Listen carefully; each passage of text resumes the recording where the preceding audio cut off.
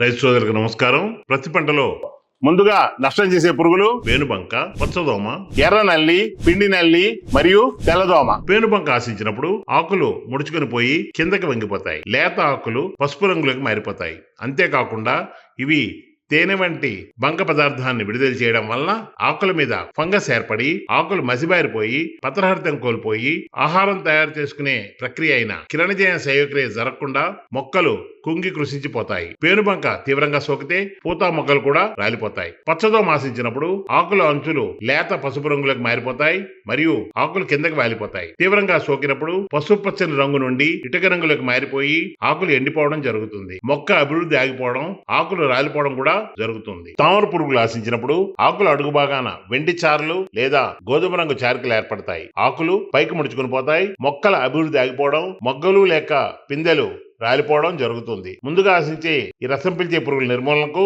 Synergy వారి కీసిన్ అనే మందుని సిన్ప్రిడ్ తో గాని, మిడాసిన్ తో గాని, మిడాసిన్ స్పెషల్ తో గాని కలిపి పిచికారీ చేసి సమర్థవంతంగా నిర్మూలించుకోవచ్చును. ప్రతి పంటలో పిండి నల్లి ఎక్కువగా మబ్బులు పట్టినప్పుడు, వర్షం ముసురు ఏర్పడినప్పుడు ఇవి ఎక్కువగా ఆకుల అడుగు భాగంలో లేత కొమ్మలపైన, మొగ్గలపైన ఆశించి వాటి నుండి రసాన్ని పీల్చి నష్టం కలిగిస్తాయి. పిండి నల్లికి తెల్లని బూజు వంటి వ్యాక్స్ కోటింగ్ లాగా ఏర్పడి ఉండడం వలన సాధారణ పురుగు మందులు వీటిపై ప్రభావం చూపలేము. పిండి నల్లి ఆశించినప్పుడు ఆకులు వంకర తిరిగిపోతాయి, ఛిద్రమైపోతాయి, అభివృద్ధి ఆగిపోవడం, పై భాగాన కుచ్చులాగా ఏర్పడడం జరుగుతుంది. ఇవి కూడా తేనె వంటి బంక పదార్థం విడుదల చేయడం వలన వాటిపై ఫంగస్ ఏర్పడడం, తద్వారా కిరణజన్య సంయోగక్రియకు అవరోధం కలగడం జరుగుతుంది. ఈ రసం పీల్చే పురుగులైన ఎర్ర నల్లి, తెల్లదోమ, పిండి నల్లి నివారణకు సినర్జీ వారి ప్రౌడ్సిన్ లేదా స్పైడర్ సిన్ వాడి మంచి ఫలితాలు పొందవచ్చును. తెల్లదోమ అధికంగా ఉంటే సినర్జీ వారి క్లైమాక్స్ వాటితో కలిపి వాడితే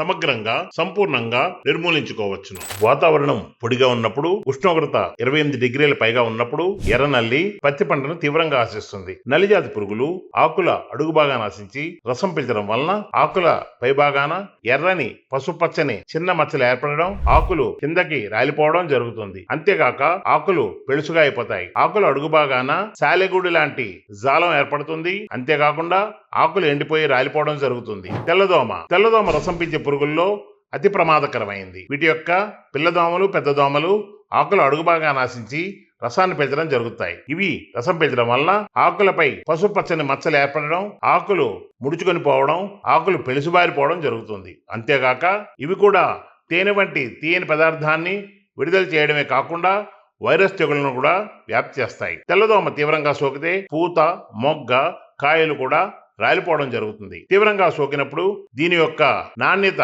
తగ్గిపోతుంది. తీవ్రంగా సోకినప్పుడు దూది యొక్క నాణ్యత కూడా గణనీయంగా తగ్గిపోతుంది.